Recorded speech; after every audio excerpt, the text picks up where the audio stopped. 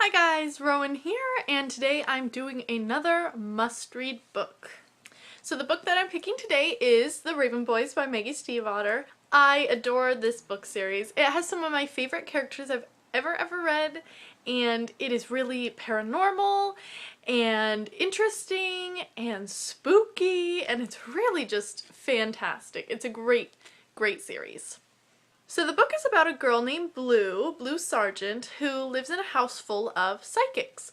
And she herself has power, and she's kind of an amplifier. So all of the women in her house, their powers are amplified if they touch her or if she's around or something like that. So she doesn't really have a specific power herself. She's just kind of like a mega battery charger for other paranormal people. So she goes to these crossroads where she goes once a year with somebody in her family, usually her mother, and they watch, like, not quite ghosts, but images of people who are going to die that year go by, and they ask them their name and they make a list so maybe they can do something. They can't stop it necessarily, but maybe they can warn them or let them know or try to make their life a little better, something like that. So Blue sees this boy that she knows is from like the prestigious school for boys in her town, and she finds out that he is Gansey, and he has 3 other friends, and they are the Raven Boys. And these boys are on a quest to find a slumbering king, and they are trying to figure out where he is buried so they can wake him up and get a wish from him or just find him. So we have Gansey, who is kind of the leader of the pack. He's very academic, he's kind of prestigious, but he's really funny, and he's got all these weird little quirks, and we love Gansey. Gansey is where it's at.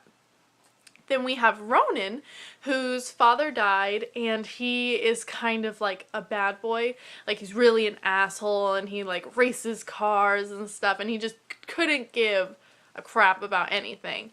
And then we have Adam, who is a scholarship student, and all Adam wants is to be like the rest of them. He wants money, he wants power, he wants privilege, he wants all of that. And Adam's kind of a butthole because he hates when his friends try to offer to buy him things, or he feels like they're treating him like a charity case or something.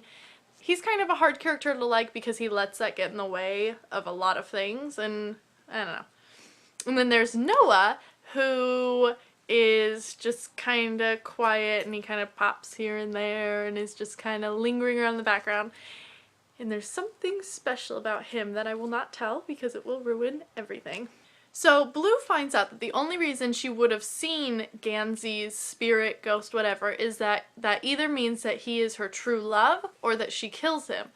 But the problem is that Blue kind of has a curse. So if she kisses her true love, he'll die. So she grows up her whole life thinking this. So she can't really be a normal girl. I mean, she's not a normal girl as it is. But that's something that is kind of heavy through these books, is if she starts to have feelings for any of these boys, it kind of sucks because she could potentially kill them if she kisses them. So in the series there's 3 books so far. There's The Raven Boys, and The Dream Thieves, and Blue Lily, Lily Blue, that just came out last month. I think it came out in October. The whole series is really great. The characters are some of the best I've ever read. By the end of the first book, you are in love with the Raven Boys. Like, I want to be their friends. I want to be Blue just so I can be friends with them, because they are all so intense in their own way. They're all so well written that they feel like real people. And the writing in these books is beautiful. Maggie Stiefvater has some of the best writing ever. Really. I mean, it's just so poetic and mysterious, and it's so fitting for these books, the way that she writes. I feel like if another author had taken this idea and written their own book in their own writing, it never, ever, ever, no matter who wrote it, would it be as good as what she has already done, because it's perfect. It fits perfectly. The tone of these books are very mysterious and not necessarily dark, but really kind of spooky. And there's a lot of really weird stuff that happens in them, but it's so good. I know a lot of people say the first book is hard to get through. I personally didn't think so, but it starts to kind of pick up about halfway through because she has so much world building and characters she has to introduce and kind of stuff she's got to lay down in the first half to, you know, get the story going. So once you get past that, I think it's a lot easier, and the other books are fantastic. I mean, the other books just blow you out of the water. So I think if you guys really like great characters, really good storytelling, beautiful writing, paranormal aspects, a lot of mystery, I think these books are wonderful, and anybody that is interested in any of that stuff should really read them. They're really refreshing and unique in the young adult genre, because a lot of stuff that you reread paranormal wise is it starts to get repetitive after a while because there's only so much new stuff you can write about. But these are very, very original, and I think they're fantastic. You guys should definitely check them out if you have not read them. They are amazing.